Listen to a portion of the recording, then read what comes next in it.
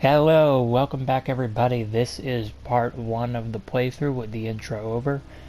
I am now going to start a new game. Now, I will note here, something I forgot to say in the intro, I will not be talking over the cutscenes in this game. There are quite a few. However, I will be talking about them right after, because most of them are heavily lore significant, but that is probably a very obvious thing. So let's begin. Oh, yeah. Pale blood. Well, you've come to the right place. Yharnam is the home of blood ministration. You need only unravel its mystery. But where's an outsider like yourself to begin? Easy, with a bit of Yharnam blood of your own. But first, you'll need a contract.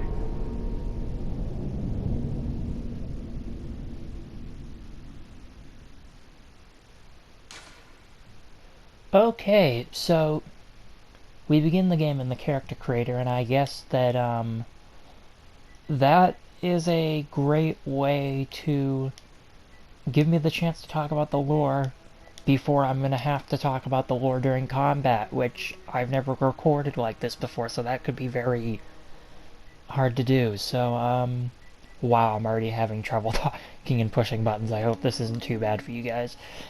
And girls, of course, but, so, basically, what I'm gonna do is, I'm trying to give him some name that has something to do with the lore.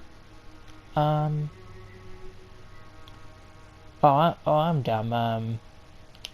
Just call him Lore Hunter, because they're hunters anyway, so just say he's hunting for lore.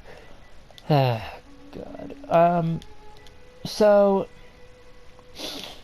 basically that intro scene tells us a couple things. The first obvious is that this is the first Souls game, because I do consider Bloodborne a Souls game. It is the first one to be in the Victorian era, which is very interesting to me because, you know, not only other Souls games but most RPGs in general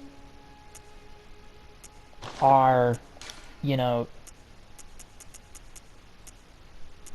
in medieval times, so it's a very interesting thing. So, as I go through the character creator here, the next thing to touch upon is the Blood Minister. Now, there have been plenty theories about who the Blood Minister is, why we came to the city of Yharnam, and I am going to touch upon those things, but I think I'm going to, like other people, only touch on the Blood Minister more when we get the invitation to Cainhurst. Now, I know I said in the intro I wouldn't mention things that are later in the playthrough, but in this case it's alright, because I'm not talking about the lore of Cainhurst, I'm just giving you guys an idea when I'm going to talk about it.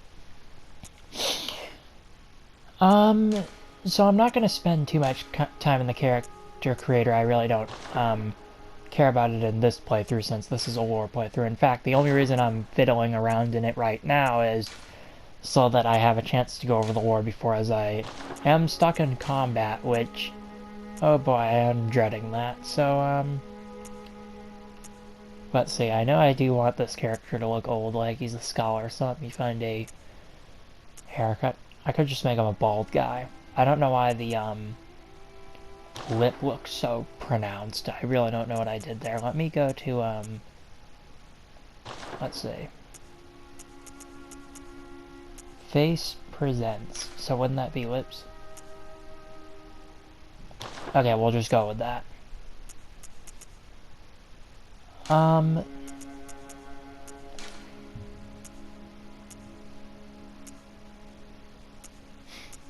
Yeah, rugged, but not that rugged, apparently.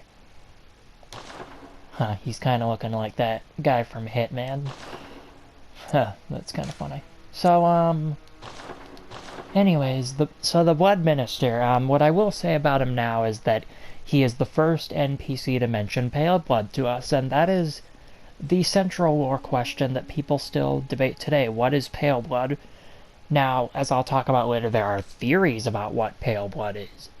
There are theories about why we're looking for pale blood, but there's really no definite theory as of yet. And also, to bring up this point, not to dampen the mood of this playthrough, but this is a test lore playthrough for Bloodborne, and if it is not complete by the time Dark Souls 3 releases, it will be cancelled, in place of a Dark Souls 3 blind lore playthrough. However, I will say that if the demand for this playthrough to conclude is high, like in the comments or something, I will definitely finish it. But if there's, like, as I expect, no views on these videos and no demand for it to continue, then I'll just end it and move on to Dark Souls 3.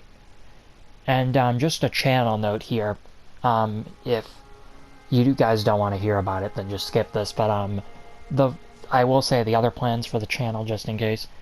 One of my main things I'm going to do is when the game No Man's Sky comes out, it's that space game, you may have heard of it. When that comes out, I'm going to be doing lots of No Man's Sky content, but don't you worry, if you subscribe or view for Souls content, Souls will always be top priority as well. But that's just a side note for the channel. So back to this lore playthrough before we get too distracted and I annoy the viewers a lot. Essentially, I think we'll just stick with this. This is good enough. So, oh, I have a name. What the heck? So I guess the last thing I can say is, yeah, he had blood ministration, and a lot of people, I'm surprised, don't talk about this, that, you know, it explains later how they found blood healing, but if we look at this from a normal perspective, in the normal medical, you know, way that we do things in our world, the only kind of blood healing we do is blood transfusions if someone's leaking. So it's interesting how they found this blood that has this curative, and should I say in some cases, enhancement property. And I think that later when they talk about the intoxication of blood, I think that this makes you wonder when they say things like blood drunk in this game, if they may be, you know, alluding to almost an under the influence thing, because although they talk a lot about how psychology of the blood affects, it could also be a substance, you know, reference, because they talk about how the hunters are blood drunk, and they talk about how they can be blood addled, and they talk about all these different things of how they've become mindless and they seek more and more blood. So that's something to at least think about. And I also should use this time to say these are just my interpretations or agreed interpretations upon what I've seen in other YouTubers. So if there's anything you disagree with, agree with, have your own ideas, post it down in the comments. Different ideas are always welcome. I would only say on this channel I like to keep it civil in the comments, so let people have their opinions. You can definitely debate if you think they're wrong, just don't be insulting, be civil about it. If you've been on YouTube for any amount of time, you know what being civil is, so that's all on channel management. So, okay, now that I've gotten this stuff out of the way, we are going to press finish and finish the contract. And I hope I didn't just exit to the main menu there. If I did, I'm going to be quite annoyed. Because, this is already hard enough to be the first time for me. Never done something like this. It's funny. Been on YouTube for years. Watches content daily. Never makes content. That should be a frickin' meme or something.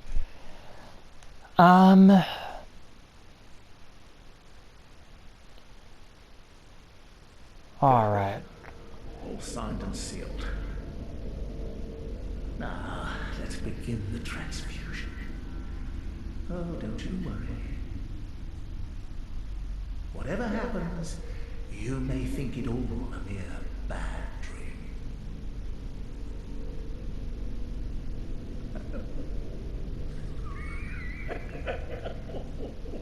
Our normal crazy laughter here as we have a fade out. But I'm definitely going to talk about what he said when this second part of the cutscene concludes. So don't think I'm going silent on you guys. So I'm going to let this cutscene play out. My commentating will return in a moment.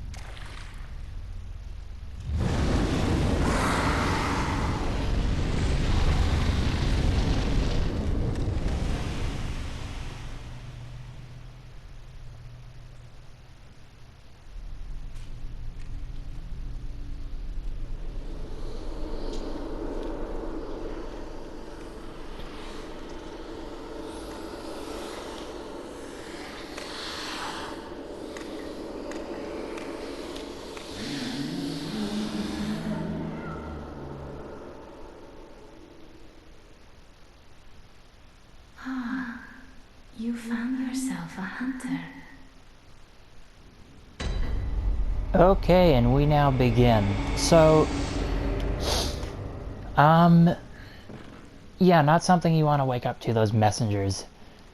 So a lot of people also, to this day, still interpret, what does that Pacific werewolf coming out of the puddle of blood mean? Now, I've heard a couple theories, and I'm not exactly sure where I heard, this theory. Let me just rotate the camera here so it looks like cinematic when I'm rambling. I don't know where I heard it from. I wish I could give direct credit, but I'll say this following theory is not mine. I heard this one theory where someone said perhaps the werewolf is a manifestation of something that we were trying to be cured of, and I think that's the most likely thing, because the game so far has only told us that blood is a healing thing, and although you can have a mystery that's not answered till the end of the game, I think with an intro that could either be taken literally or metaphorical, I think that's what's going on. And speaking of metaphors versus reality, let me tackle the biggest elephant in the room when it comes to Bloodborne lore. Where is my stance on the is this a dream, is this not a dream thing? Well, although I'm not fully decided on whether what we do upon the blood clinic and after is a dream, I honestly lean towards the side it's not, for two reasons. One, not only does it personally seem like a cop-out to me, but it kind of seems like you invent this world full of this brilliant lore and then it's only in the guy's or girl's mind. And although I do like stories like that sometimes, in Bloodborne's case, I think that this is a story about cosmic horrors, very Lovecraftian stuff that we don't understand. So I think it's meant to be taken somewhat literally, somewhat figuratively, but I tend to think it's not a dream. Okay, so I'm gonna start walking now. So, yeah. Let's read this thing right here. Handwritten scroll, seek pale blood to transcend the hunt. So, we are told to seek pale blood. Now the question, again, is that a scroll the blood minister gave us, or is it a scroll we brung? Well, I'm willing to wager it's something that we wrote to remind ourselves. Because, you know, there's a saying later, oh, if I wake up for the dream, I'll forget everything. So maybe some of these notes are left by previous hunters, or maybe yourself. At least that one could be. To remind you if you forget during the transfusion. Not that a transfusion makes you forget things, but, you know, I think that there's a huge hint that, I mean, I don't think the minister wrote it, because it's almost like, as people have noted, we only hear half of the conversation. He says if he's heard of pale blood, and he says, no, I haven't heard of it.